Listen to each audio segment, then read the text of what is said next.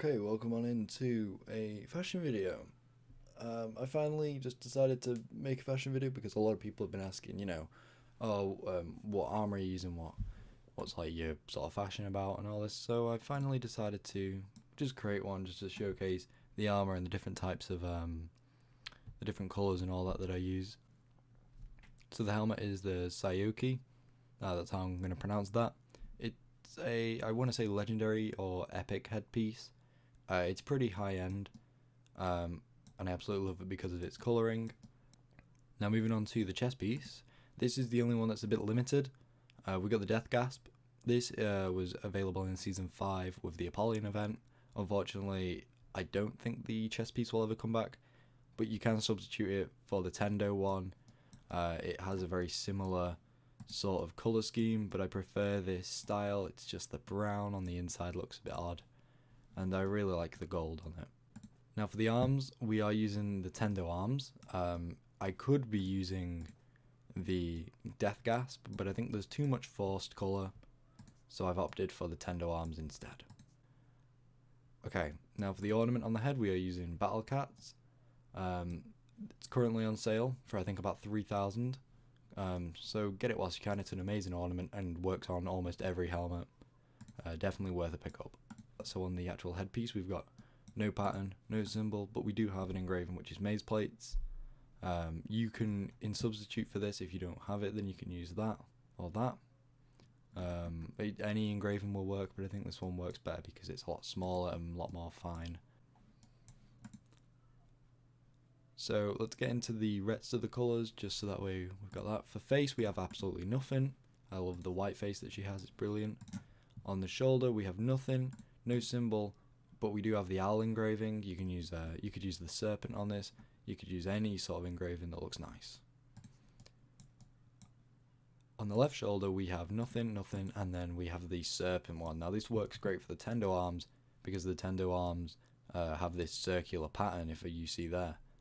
So it fits perfectly, and it's an amazing symbol to use on the arms. I use that on almost all of my Tendo arms. Now for the back, we are using the Hidden Demon 3 from the Kimon Guardian outfit. We're using the Pit Viper from the Pit Viper mythic outfit, and then no engraving. Getting onto materials, we've got black. Black is honestly just what you want to be using. This is clearly just like the edgy build, but it looks awesome. Now getting into colours, this is probably the most important part. You got the pink from the Black Prior event. I'm not even going to try and pronounce the names, but Black Prior, not event, the mask outfit or the bird outfit. Get that, you get this awesome pink. You can use it on attackers, you can use it on neutral. That's mainly where I use it.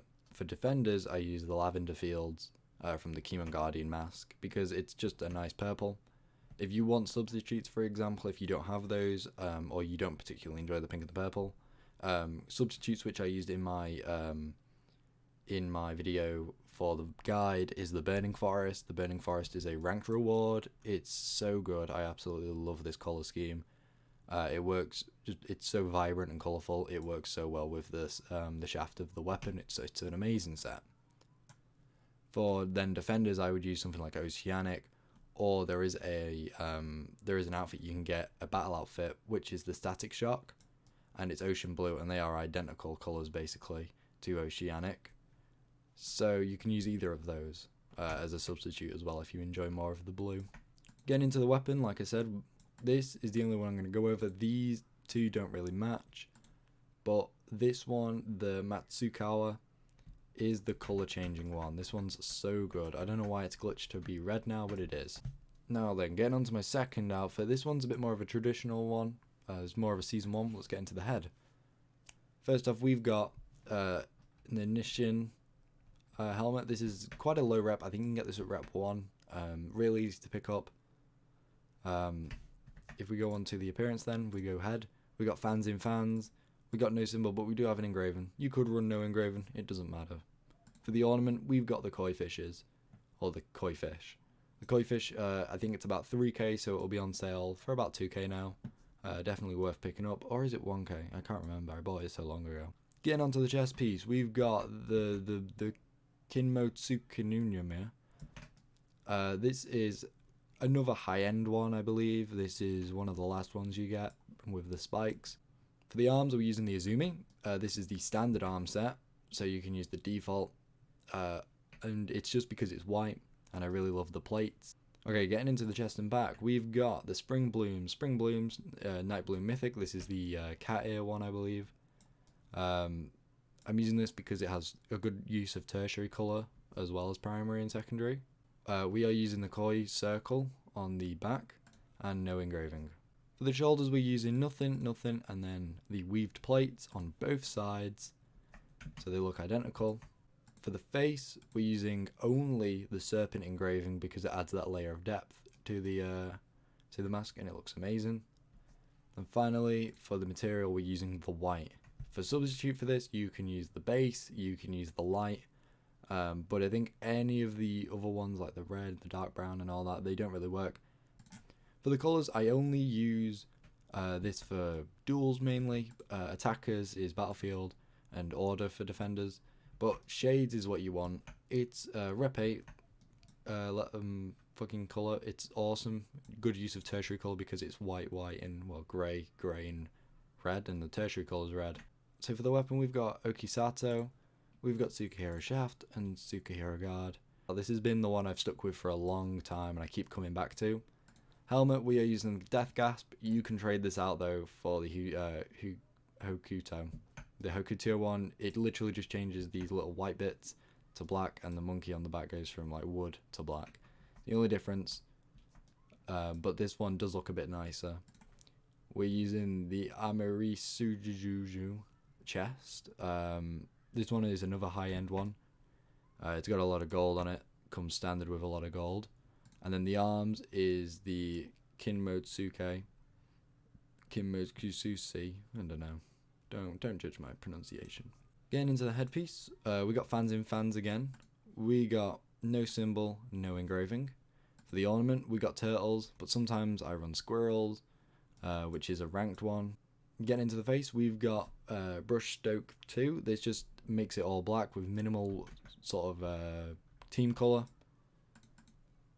Symbol is nothing. Embossing is the serpent again. You can run nothing, but again, adds a layer of depth. Very useful. Material is black.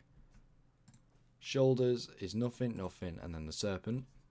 And on this side, it's nothing, and nothing. So there you go. Finally, getting into colours on this, we have Sulphur. It's a Rep 16 colour. Really nice use of the yellow. There's not much yellow, but it fits really nice with the golden chest piece and all the gold outlining. The yellow just adds to that, and on the back it looks amazing. This is more of attacker's colour. I don't use this on defenders because it just doesn't really fit.